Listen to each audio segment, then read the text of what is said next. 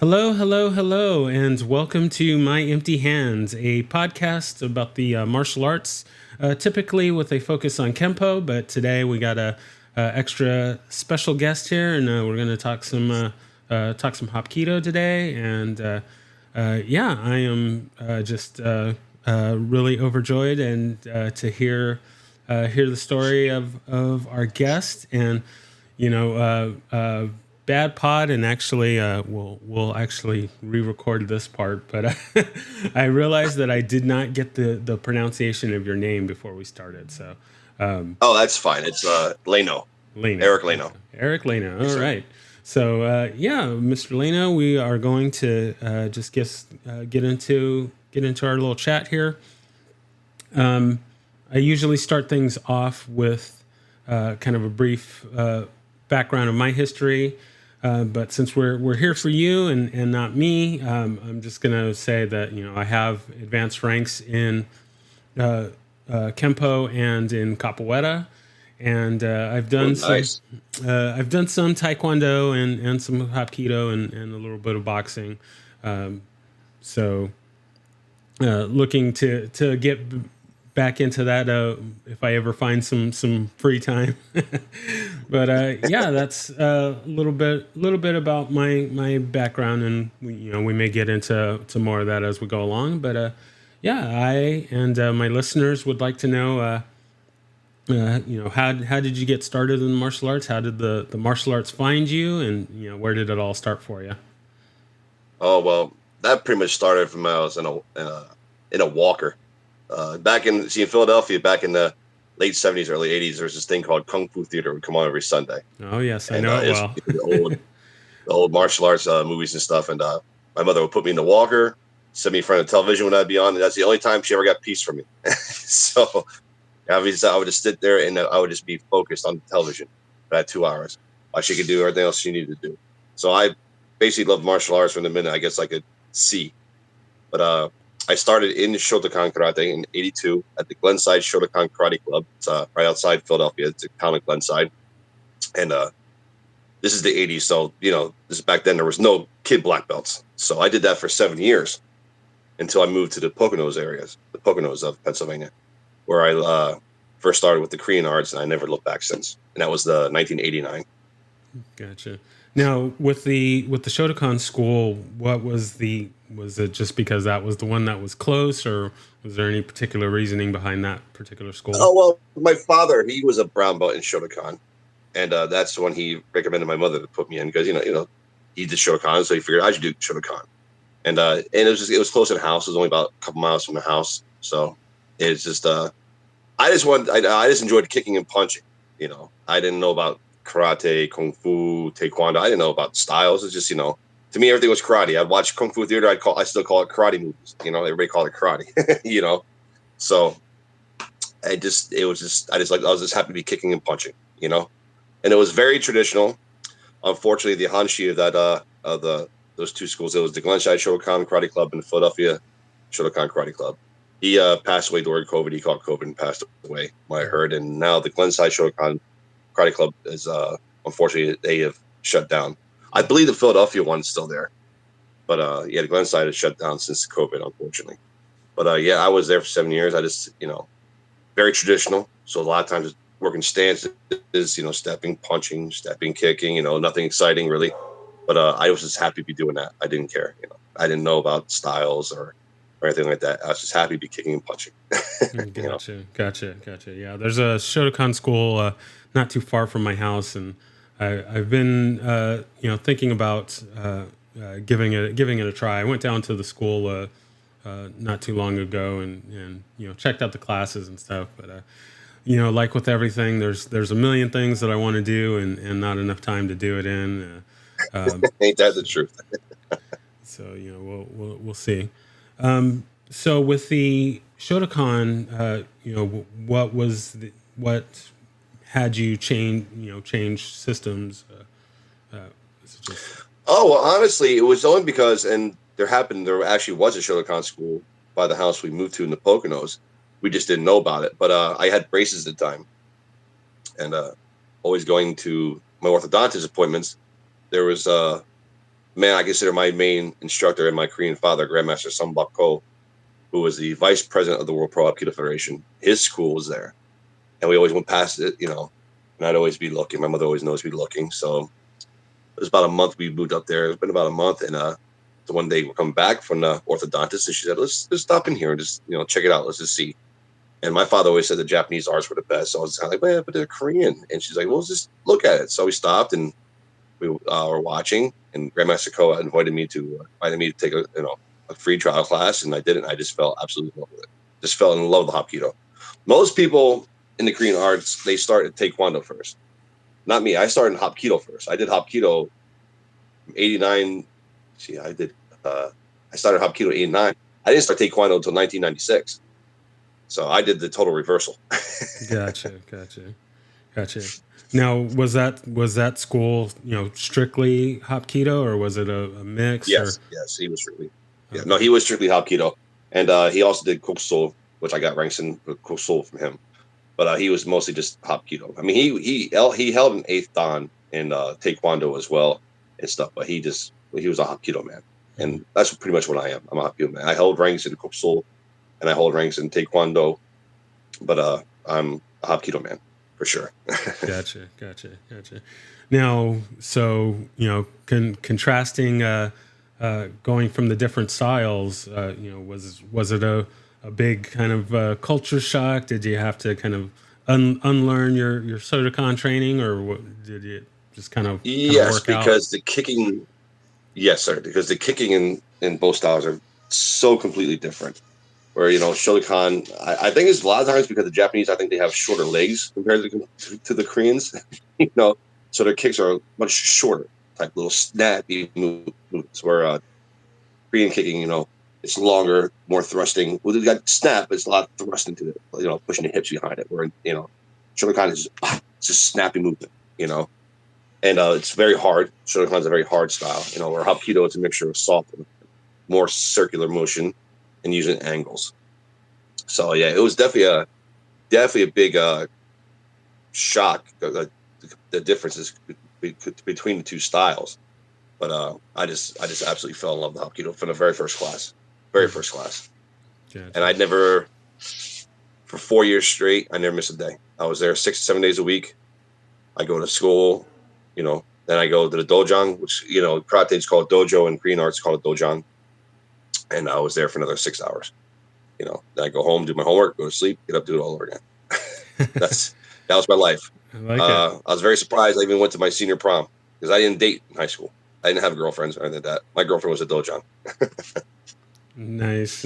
I can relate. I started in Kempo in the '90s, and I remember instead of going to my senior prom, I went to sparring class, and Nice. Didn't regret it one bit. So. Well, our senior prom was on a Saturday night, so there was no classes. So no. Trust me, if I had the choice between the senior prom or the dojang, I probably would have gone to the dojang. Very nice. So was there, was there any? Well, I guess I should go back. Did you get a black belt in Shotokan before you? No, I did not. I made now. There's a Shotokan school here in North Carolina, Clayton, the town of Clayton, where I live now. And I know I stopped in just to visit the guy and just and say hi. Mm-hmm. And I know his ranking system. The red belt he has is one of the lower belts. Now the red belt I made the red belt, which was the belt before brown belt, then black. Mm-hmm. So it was a higher Q belt in the school that we went to. I guess it just all depends on the school, really. Mm-hmm. But I know I made the red belt because in the 80s, you weren't getting a black belt at 13 years old, 12 years old. That wasn't happening. Gotcha. Probably, if I remember correctly, you couldn't even get a black belt with them in the Westside Shotokan Karate Club until you at least were 16. And I think you had to be pretty phenomenal before they would even award that. Yeah, it was very, very traditional, very, very strict, very, very disciplined, hardcore school. Gotcha. Any desire to go back and get that black belt in Shotokan at all? Or oh, sure, I've had to the past thought about and stuff, but my wife's Korean, and Koreans and Japanese don't like each other too much, so I think she feels a betrayal. Gotcha. So. Very nice. Gotcha. So, but I have taken up judo in the past. I'm sorry. Go ahead. Judo. So you did. But I have taken up judo in the past year and a half, only because at the school I teach now, my partner, well, the owner actually, head instructor, he's more of a judo guy. Mm-hmm. So I've been getting paid to learn judo. So I've made blue belt now in judo. So Okay, very which nice. is fun. Very nice. I really enjoy judo a lot. I really wish I would have taken that up when I was younger. I just never had any desire for it. I guess, I didn't really understand it. But yeah, judo is amazing. Absolutely amazing. I'm like, wow, this is really amazing. Now I'm like, I'm an old man, 50 years old. I'm trying, to let myself get slammed on the ground. It's like, oh, this would have been so much better when I was younger. I Yeah. really, really enjoyed judo. Yeah, that's another thing that I've been, thinking about getting into, but not sure my body can, not sure my body can handle that. But I would like to give it a try, and have been kind of eyeballing a school that's out my way, and But just, let the instructor know, that you're older now and your body doesn't heal like you used to and stuff, and they'll accommodate you, for sure. yeah, very nice, very nice. So to kind of maybe help clear it up for me and the listeners. So the Taekwondo kind of Hapkido school that I was at many years ago. It was, I wasn't there for very long, maybe a year, and there was not a real clear, I guess, a clear split between the Taekwondo and the Hapkido. So maybe you could help explain the difference between Hapkido I and Taekwondo. definitely can. Taekwondo is pretty much it's pretty much Korean Shotokan. It's pretty much what it is. I mean, the Kukiwan style, World Taekwondo Federation style, it's definitely branched off a lot from like the Shotokan, but it basically what it was, Taekwondo was first Tang Sudo, which is pretty much Korean Shotokan. It's actually style Chuck Norris is known for, it's Tang Sudo. But then the kicks, they've changed the kicks a little more flippy and stuff, but it's all just punching and kicking, mostly kicking, really. I mean, even in I just honestly, I just found this out myself. I don't know, maybe I just didn't remember or if it's changed. You're not in Taekwondo competition. You're not even allowed to throw a lead hand punch. Yeah, you can't even throw. I mean, you can't punch to the face or the head as it is in Taekwondo to begin with.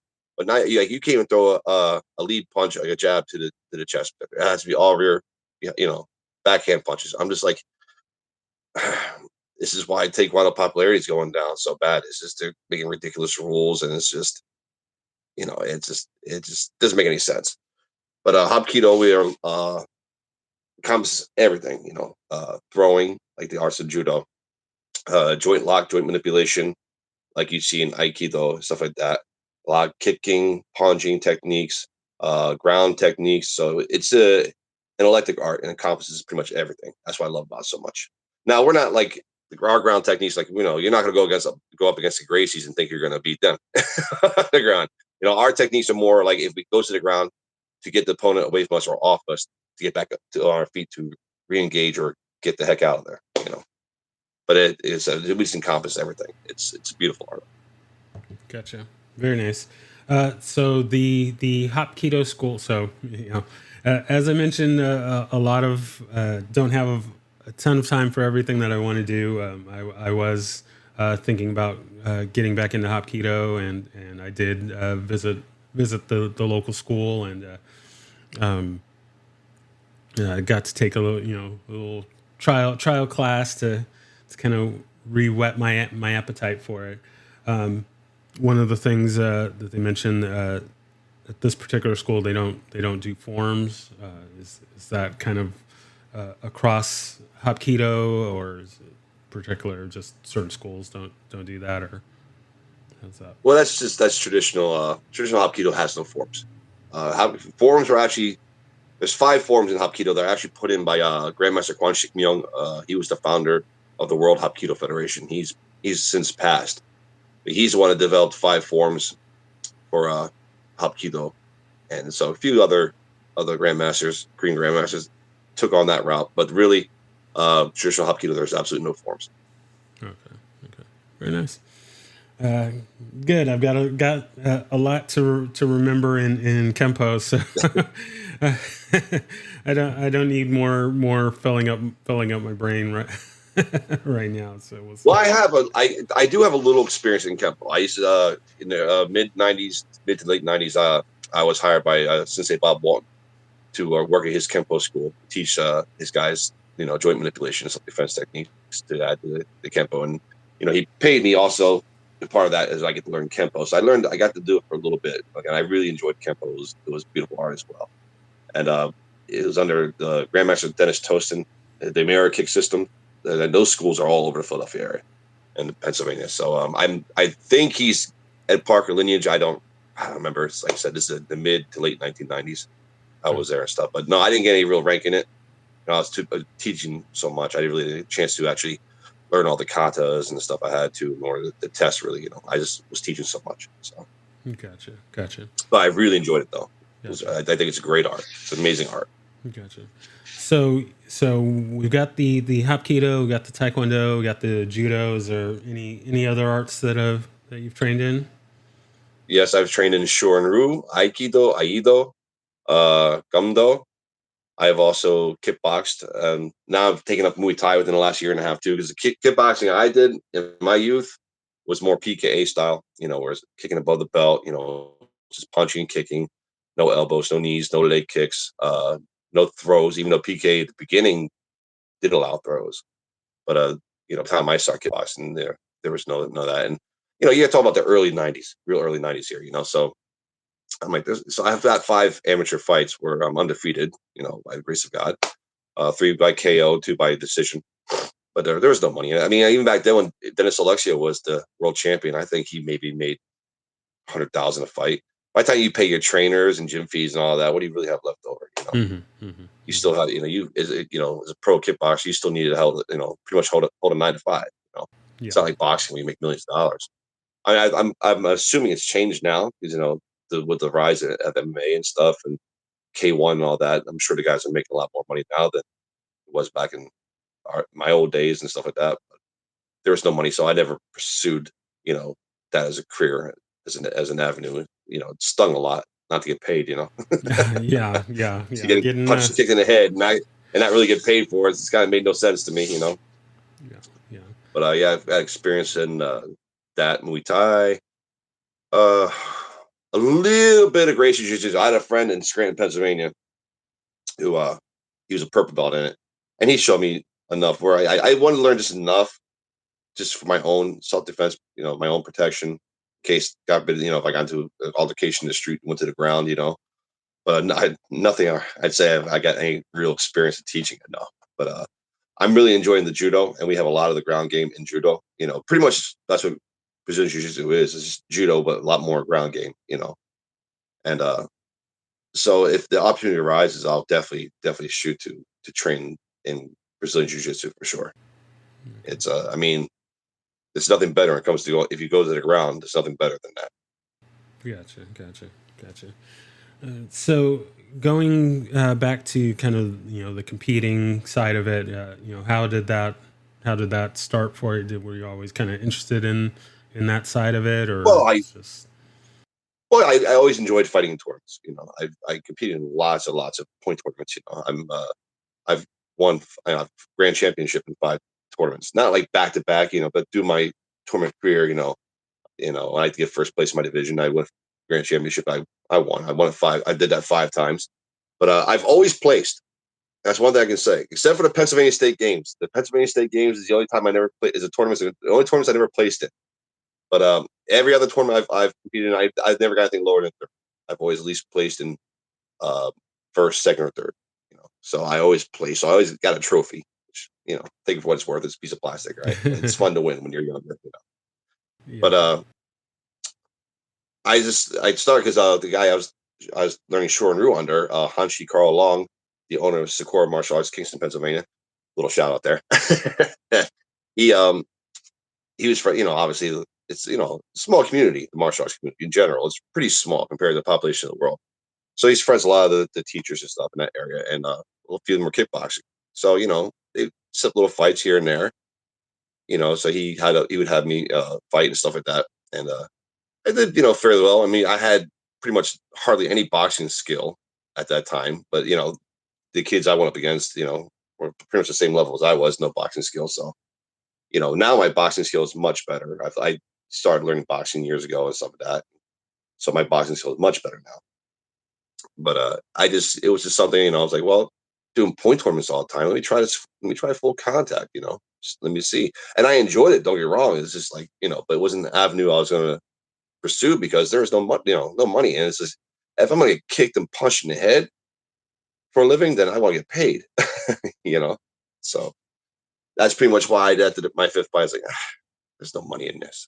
Forget it. If I'm gonna be a full contact fighter, I might as well get into boxing. Mhm. That's why I felt like if I'm gonna do it, I might as well do that then. Because I'll be honest with you, I remember when the first UFC came out, and all of us in martial arts. I was a senior in high school at that time. It was '93, and all of us in the martial arts community was like, this is never gonna last. This stuff is nonsense. Look at it now. It's a Mhm. billion-dollar industry. Yeah. Now I wish I would have got into that. But yeah, Yeah. I mean, when the UFC first came out, none of us like, this ain't gonna last. This is just ridiculous, you know. Yeah, it But was a real we won't slow wrong. eye-opening experience for just the martial arts. Gracie's came on the scene and just really kind of turned the world on its head. Absolutely. But it was good that it showed us a lot of what we were lacking in. That we believed, we were Tommy tough guys and all of that, and that we didn't really need any more than our traditional art. And it just goes to show, like it showed us, like, wow, we're lacking so many areas: conditioning, endurance. What happens if you do go to the ground? Because there's a lot of people out there, collegiate wrestlers. I mean, I got lucky; I never got to an altercation with one on the street. But you realize, wow, these guys are no joke. You see a lot of times you think of wrestling, you think of the WWE stuff or whatever. Hmm. But or you watch a collegiate wrestling, but you're thinking like, oh, he shoots in on me, I'm just gonna give him a knee to the face, or I'll just punch him in the top of the head. And it's like, I don't really work that way, So the Gracies definitely did us all a favor by showing us our weak points, and things that we all needed to work on for sure. So definitely a shout out to them for that. Absolutely. Yeah, that's always kind of a funny thing to me, even after seeing it in the UFC, that a lot of I'm gonna single out Kempo folk, but I'm sure it comes up in the other martial arts as well. But a lot of people are like, oh yeah, they're not gonna take me to the ground. I'm gonna do this or that and keep Oh yeah, yeah. keep them from taking me to the ground. But a lot of these Kempo folk that say that seem to forget that there were a number of Kempo folk in the UFCs. One uh, Yeah. that did very well. Keith Hackney was a Kempo Yes, stylist. He sir. did very well, but he did fight Hoist, and it was like, yeah, I love Kempo, but yeah, he still got taken down. All the great That's once techniques yeah, that we have, didn't help. So that's the thing. Once a BJJ guy takes you down, you got to know BJJ. Otherwise, you're just do yourself a favor and tap out there, so you don't get choked out or get an arm broken. Just tap out. If you don't know the ground game and you get taken down against somebody who's a master at the ground game, just tap out. Don't even waste your time because this is coming from a person who's more of a traditional martial artist and always will be. It's not going to help you on the ground against somebody who's an expert grappler. And that goes for a collegiate wrestler as well.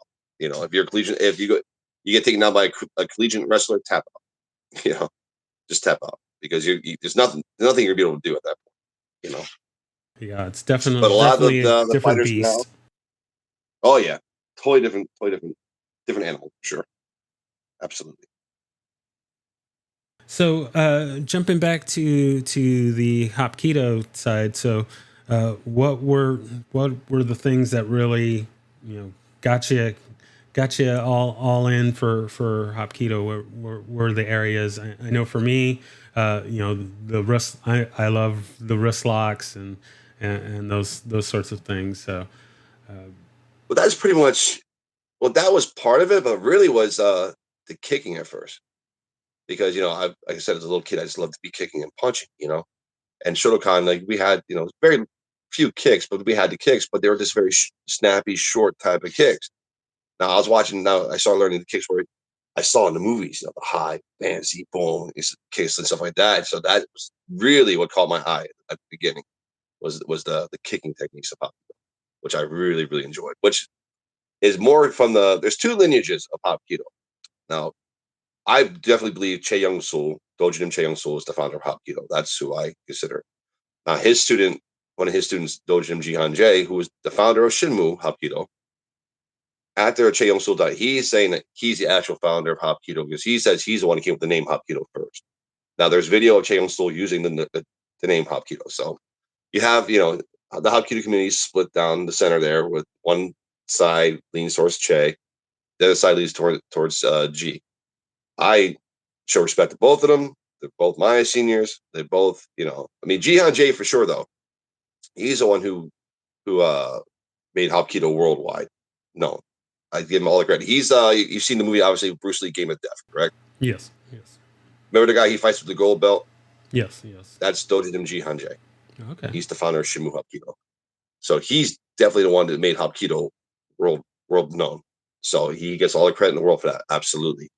But I just believe that Chae Soul is the founder of Hapkido. That's just, what I tend to believe. But I respect both men, and I don't get involved in it. I try not to get involved in those politics anyway. Yeah, I think but the kicking. We all have that, and no art seems to be immune to that. We have the politics and drama in Kempo. We have that in Capoeira, and yeah, it's it never ends. The Jihan J side kicks are always midline to low. All the high kick stuff, I will say this too, that came from Jihan J's side. Chae Sul's is midline to low kicks because he's more of the Aiki Jiu-Jitsu, which is the main style Hapkido came from, is Aiki Jiu-Jitsu. But Jihan J, he's the one with the high fancy. He the one that brought the fancier Korean style type of kicking to Hapkido. I do give him the credit for that as well. And that's what I really enjoyed stuff. And I didn't realize I had springs in my legs because we had a medicine ball attached to our ceiling. No, I had just made yellow belt at this point. So I didn't know why Mexico. I guess Mexico he could tell. He's like, Ediki. He always called me Ediki. Ediki, kick ball. I'm like, kick the ball? He said, yeah, kick the ball. So, okay. So I ran, jumped up, hit it with a jump side kick. Nailed it. Very first time. So I was just like, wow. So every test, Ediki, kick ball. I mean, demonstrate kicking I started kicking with jump side kicks, jump spinning kicks. Eventually, I was kicking it all the time. So I was a very, very good kicker when my younger years. I was very flexible. I mean, I got the splits down. Now, mind you, I had the 6-7 years of Shotokan experience prior, of course, but I never really pushed myself in stretching those years. It was just warm ups. I never realized the importance of flexibility until the Korean arts. So once we started doing the Hapkido, I learned about the importance of flexibility. I really started stretching hard, and I attained the splits within 6 months. Yeah. I mean, I got so flexible. I go down into the straight splits, like Van Damme splits, and you could put phone books under my feet. I mean, that's how flexible I got. So I was very flexible, and I was extremely fast, believe it or not. I'm very, very fast with my kicking. Now, I can still throw some decent kicks. It takes about 45 minutes to an hour of stretching first. Well, I think once you get it, you don't lose it. I got to be in a seminar with Bill Superfoot Wallace, one of my heroes, not that long ago, and he's he's closing in on his 80s, and he still does full splits, side splits, no problem. And he's amazing. He's amazing. Oh, he's. Yeah, I've met him a few times. I went to a few seminars. Oh, that was one of my greatest days of my martial arts career. Was getting kicked in the face by Bill Superfoot Wallace. I bragged about that for months. No, I was kicked in the face by Bill Superfoot Wallace. I love that. I'm right there with you. I'm in the elite club of those that have been. I got kicked, punched, and choked by Superfoot. So Oh wow! Yeah, I said, no, I never got choked by him. Now I feel bad. yeah, no, we were doing some kind of partner drill, and it was really funny because he like laid out like, okay, like we're doing we're gonna do like a round kick, side kick, hook kick kind of combination, and he laid it out very slow, like, okay, we're gonna do the round kick, then we're gonna do the side kick, then we're gonna do the hook kick. Got it? We're gonna do the round kick, we're gonna do the side kick, we're gonna do the hook kick. And he was like went over this a bunch of times, and so he let us go, and we're doing our thing, and I'm kicking at my partner, and he comes walking by, and for some reason I was doing something else. I don't even know what I was thinking about, but I was not doing the round kick, side kick, hook kick. And he comes over, he's like, "What did I say?" It's like, "Oh yeah." And so he gets me in a nice little headlock, and he's like, "Do what I said." so so yeah, I was like, He's so funny, dude. Oh "Oh yes, he yeah, is. He's he's an amazing hilarious. man. An amazing man. He's Absolutely hilarious." one of my all time favorites. If I have the martial arts Rushmore, he would definitely be on. Oh yeah, yeah. He's truly a legend. So very nice. So moving Absolutely. to the teaching side, uh, was when did that get started for you? When were you always Oh interested in the teaching part of it, or? yeah, I think I for the first time, Master Grandmaster asked me to take over a class for a while. He had to go in the office. I think I kind of fell in love with teaching at that point too, that was before I was black belt. Because I said I would go to the dojo. You know, I get from home to school. I might eat real fast sometimes. Sometimes I didn't, and I go right to the dojo. So I was there for little kids classes. I was just there for like 6 7 hours a day. And sometimes he was like, "Eric, go teach a kid class right now." And just the little kids are funny to begin with, and so I just really enjoyed it. And honestly, to really make yourself a better martial artist, you have to teach. You teach, you learn. Not only do you learn how to communicate with people better and everything else, you also learn how to make your own technique better. So by repetition, also like doing things like, oh, if I do something like this, it works even better than I do like this. Okay, so yeah, in order to be really get your technique down better, is got to teach. And I just actually enjoyed it. And that was my first class I taught was probably 92, 93. And I actually had a pretty good knack at doing it. So he'd had me teach a lot of kids classes and stuff. So yeah, I've been teaching really since 1993. I wasn't getting paid, but so professionally, I've been teaching probably since professionally, like getting paid for it, like since 94, 95. Hmm, very nice. So, would you have any tips or advice for someone that is newly instructing? So, in at my Kempo school, I am newly part of the instructors program. As Excellent. far as capoeira goes, I've taught for a lot of years. So, I kind of in an interesting position, at least as far as kind of my view of it. But just curious for people like myself or others that are listening that are just getting into teaching, what would be some tips and advice that you'd give? Yes. For one, you guys are in a much more privileged position than I got to be. Okay. We didn't have the instructors courses, the masters courses. We didn't have like camps and stuff like this back when I was first starting in the 80s and early mid 90s. None of that stuff existed. You got thrown in, you were taught, you're told go teach the class. So you pretty much just taught the way you were taught by your instructor. So for one, listen to your instructors in these courses, okay? Because like everything else, everything has to progress.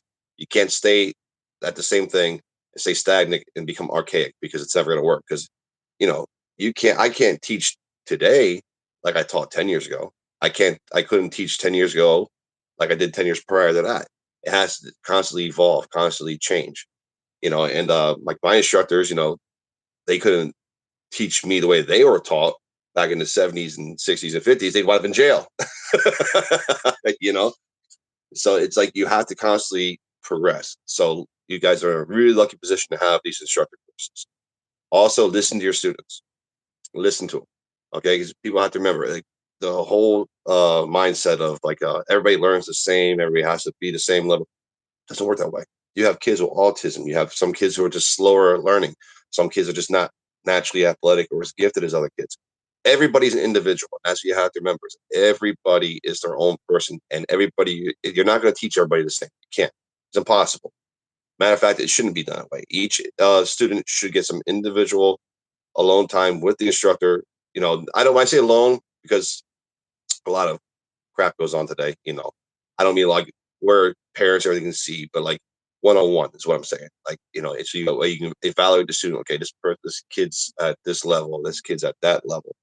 Okay, so it's a learning process, obviously, being an instructor as well as the student. But you guys are in a great position to have these instructor courses and the master courses now and stuff. It's a really, really privileged position to be in. But just listen to your students. Listen to them. Okay.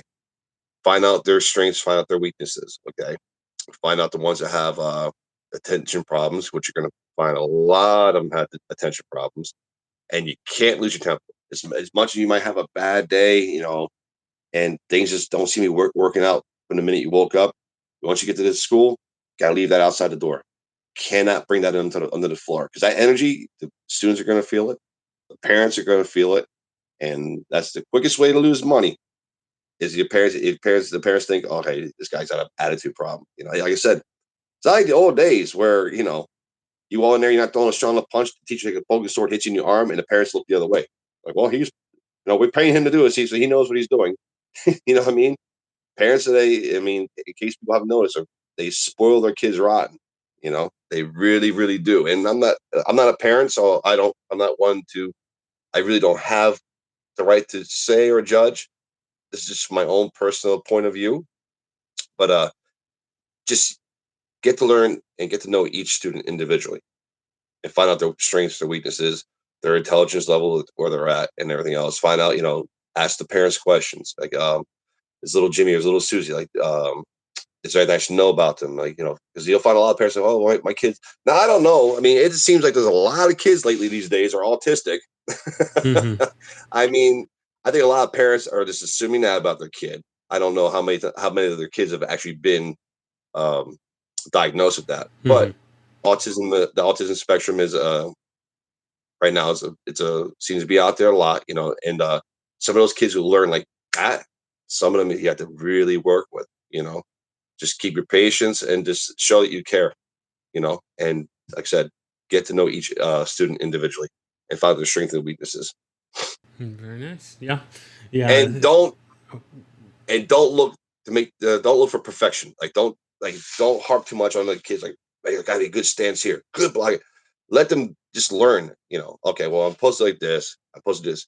All that stuff you can clean up later as they get older. You know, Hmm. but you got to constantly with kids. You got to keep their attention. You have about at the most 40 to 45 minutes with the kids attention, and that's just if you're lucky. And so you have to keep it energized. You got to keep going, keep going, keep going. Don't ever have the kids sit down. Like I know, like a lot of classes, don't have the kids sit down beside, bring a couple kids up, do this for them. Everybody else watch. Don't do that because those kids once now you've lost them. You know, got to keep it going. Got to keep it going. For kids, you have to have a high energy personality. For kids, for sure. Exactly. Exactly. Very nice. I like it. So, uh, since Hapkido is not as I don't know. I guess not as widespread or as well known as its Taekwondo counterpart. What do you see as kind of the future for Hapkido? Where do you kind of see is it going? Where would you like to see it go as we go into the future, especially considering with the rise of MMA and kind of contrast to that? Where do you see the Well, future of Hapkido? I mean, you're gonna like a lot of Hapkido traditionalists that say, "Well, Hapkido is not a sport. You can't make it a sport. You can throw a punch, you can throw a kick. Anybody can make anything a sport. Okay. Now, it shouldn't be focused on a sport like Taekwondo is. No, but there should be a little sport aspect brought to Hapkido. Start some Hapkido, and there is an organization which is actually the only association that is backed by the Korean government right now, which is called the Korea Hapkido General Association. Now, the KHF, which was the Korea Hapkido Federation, they used to be backed by the Korean government. They're not anymore. The KHGA are the only ones backed by the Korean government now. Now they're doing a lot of sport aspect. I hope they can find that good balance and don't get too crazy and go the same way Taekwondo did, because that would just ruin Hapkido. But you got to make it some sport aspect to it, I believe, to pique people's interest and get it out there and have it known, So that's one thing I'd like to see it do. But also, I'm glad you asked me that question, because in the last couple of years, last year and a half, 2 years, me and a couple of guys I'm with, we were unfairly attacked in the Hapkido community. So, Hapkido is our heart, will always be with us, but we will be dropping out of the Hapkido community soon. We'll always be teaching Hapkido, but the community, we're going to be dropping out of the Hapkido community soon. And we weren't going to launch this or say anything until after the 1st of December, but I don't know how long it's going to take you to edit this, so you might not even get this out until after December. So I think it's okay to tell you.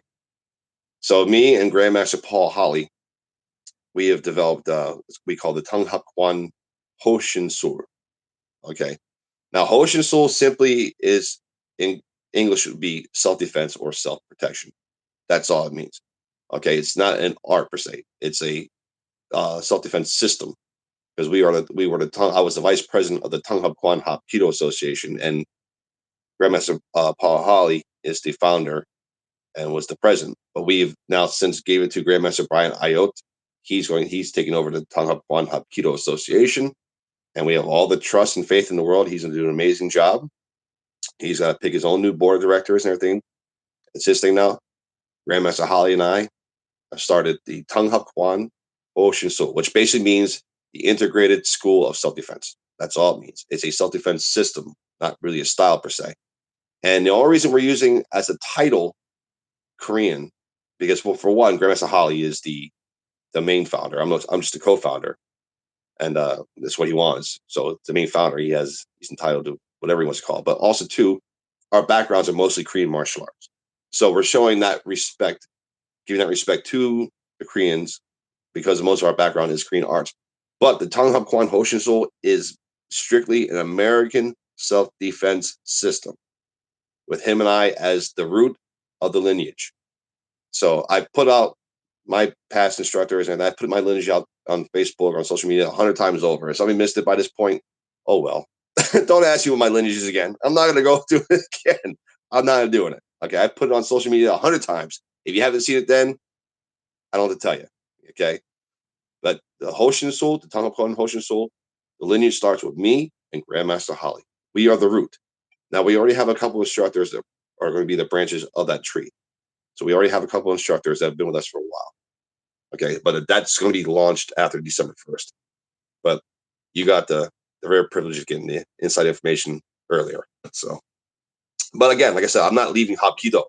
We're not leaving Hapkido. That's our, that's what I always love that Hapkido.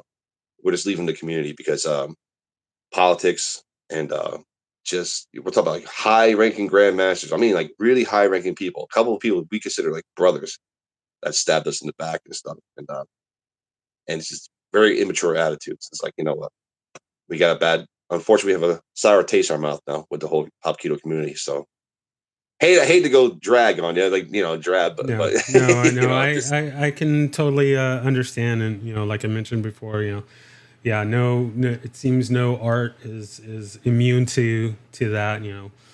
At the end of the day, there are still people that have their ideas, opinions, whatever bad and that's fine, things and that that's they do. fine. But but when you're bad mouthing somebody about you bad mouthing people with a whole bunch of other people you don't even know, and the person bad mouthing somebody you looked at as a brother, man, that hurts. Yeah, yeah. Well, yeah, no, I'm looking forward to what you all are going to be doing with that, and we'll certainly keep track of it, and we'll definitely have Excellent. to Thank have you. you on again as that gets going and It'd be follow my your pleasure. It'd be my progress. honor. Thank you. Very nice. Yes, sir. All right, so we are going to move into our lightning round here. Since you are not a Kempo stylist, these questions are kind of a little bit different, or we'll have to kind of massage them a little bit differently, but we'll see what we got here. So, first one being, do you have a favorite technique? Now, in the Kempo world, we're kind of broken up into you have your basics, your kicks and punches, you have your self defense techniques, you're the I don't know, kind of a rehearsed, quote unquote, rehearsed set of specific self defense techniques, and you have your forms and other things like that. So, what I would say with favorite technique is just kind of anything that you do in Hapkido or any of the arts that you've trained that maybe is your favorite, or maybe a couple of your favorite movements. Yes, my younger years before I got a bad back and bad knees and stuff, I would say kicking techniques because I was a very good kicker and I was doing. Now I used to be able to do that helicopter kick that Jean Claude Van Damme does. Oh. I wanted to say for the record, that's the absolute worst kick. Everybody thinks it looks so beautiful on screen, and I'm sure it does. But for somebody who's actually trained and knows what they're doing, that's a horrible kick. There's no power to it. It's absolutely done completely wrong. That's not how you do a jump spinning heel kick. Okay, but I was kicker and I was really good, fast. I could do a lot of the you know 540s, 720s, bally kicks, all that stuff. I was really good at all that stuff. So in my thinner years, I'm 240 pounds now, so it's a little hard to get 240 pounds up in the air. But my thinner younger years, I would say kicking. Now, yes, self defense techniques. I don't really have a set of self defense techniques that I prefer over the other, but I love all the joint locks with the combination with the throws, whether it be the wrist lock, which is called a goki, arm lock or arm bar, which would be called koloki, and that's the Korean terminology. To that, to wherever it's the throws or whatever, I just those I really love now. And it's because I also have a better understanding of the techniques of the body mechanics as well. Okay, and that's another thing I would like to say for the record. People got to watch out for when they see people talk about, all right, you have the small intestine here and the meridian here. Some of these they're compensating for actually the lack of knowledge. Okay, by using big words. Okay, I'm not the most articulate person in the world, but I know I'm very well known and informed about how self defense techniques actually work. And that's why also tell people don't focus on pressure points unless the pressure points are using the ones in the head. Those 9 times out of 10 will work. But like the arms, body, the back, legs, whatever, learn them, but don't focus on them. Don't think they're gonna like. Don't try to utilize those in a self defense situation in the street because especially you got somebody who's high on PCP or whatever, they can take a gunshot to the chest and they ain't gonna feel it. Okay, and everybody's pain threshold is different and stuff. So a lot of times pressure points don't work. They really don't. I've learned because I doing security. I'm a security specialist, and I was a bouncer for many years. I learned like using the pressure points behind the ear, under the nose, on the side of the temples. They've worked out for me very well when I've had to restrain somebody or escort them out of the building. So those I would tell people to really focus on if you're going to focus on pressure points. But as far as this body stuff and all that, don't focus on that stuff. So watch out for people who say the small intestine into the 12th meridian. Watch out for those guys. Gotcha. Going back to the kicking a little bit, do you have a favorite kick? Man. Now would probably be the hook kick because that one's probably the easiest one for me to throw. But before it was probably the spinning heel kick, high end. Well, not the sweep one. I was never really a big fan of the sweep one. That one. Now I'm a fan of the sweep. If I'm here and you go throw a kick and I use my back leg, I come forward, boom, sweep your leg off money, and then drop a kick down on top. I've used that in tournaments many times, and that's always worked. But that low spinning Hmm. sweep kick, don't. It's part of the curriculum. Learn it, but it's not a very effective technique. But spinning heel kick, side kick, which to me the side kick is the most important kick. Hmm. Everybody, so that's another thing as an instructor. Get your students side kicks down pat as best as you can. Like I said, again, when they're little kids, don't worry on like perfect form yet, but try to get that side kick down, because that's the kick that all schools will be judged on.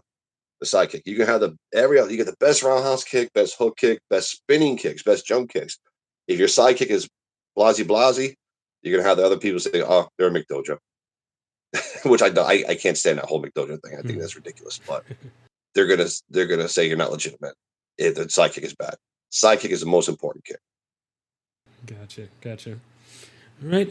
Next question. Even though you mentioned that they don't have forms in Hapkido per se, but since you've done other arts, my Hapkido, I do. Oh, okay. Well, then, do you have a favorite form? Yeah, probably number 5. See, in Hapkido, it's called basic form number 1, basic form number 2, basic form number 3. There's no name to it. Like, there's no diving falcon, hidden dragon, or anything like that. Gotcha. We just call it Hapkido form, basic 1, 2, 3, 4, 5. I think 5 is my favorite. Okay. Probably is the most difficult one to perform. Okay, very nice. Next question: do you have a favorite weapon? The bow staff. Oh, very nice. To me, that's the one that makes most sense. I mean, you can use anything, a broom, mop. You can use that as a bow staff. You walk around with nunchucks, you're gonna get arrested. You walk around with a sword, you're gonna get arrested. Size, commas. You walk around with any of that stuff, tone fuzz, you're gonna get arrested. I can walk down the street with a broom. I'm not gonna get arrested with that. Yeah. And the Hapkido cane. And yes. We have cane techniques. Yes, and the Hapkido cane. Yeah, that's definitely one of the things that I was very interested in Hapkido about is the cane techniques. So yeah, absolutely. Very nice. Right. Next question. Excuse me. Is if there was anyone that you could train with, living or dead, fictional or non-fictional, who would that be? Bruce Lee. Very nice. Yeah, he's definitely the answer. I think most people include on their list. This being a Kempo podcast, of course, Ed Parker is the other one, but I've forbade people from using Ed Parker because since this is a Kempo podcast, it's like, okay, yeah, obviously you're going to say Ed Parker. So right. Very but nice. Second for me would be Dojin Che Young-Soo. He passed in '86, but the founder, who I consider the founder of Hapkido. First would be Bruce Lee and then him. Okay, very nice. All right. That's usually the last question, but since this is we're talking the Korean arts, I'm going to throw this other other bonus question in there. All right. So how what's the over under of how many hundreds of times you've seen Best of the Best? Oh, it's not about hundreds, it's about thousands. Okay, now I think from what I understand, Grandmaster Phil Bree is making a part 5, and they're going back to the heart, like the first one, like had a lot of heart. That's why I love the first one. The first one's considered by Sports Illustrated as one of the top sports movies of all time. The first one, Best of the Best, And I like 2 probably more than 1 because all the Hapkido used in part 2. No wonder I knew I liked you from when we started chatting, and that just seals it even more for me. And I don't I don't know if you've been watching Cobra Kai, the show Cobra Kai. Oh yeah, yes. But I haven't seen this part 2, season 6 yet, but I'm hoping to.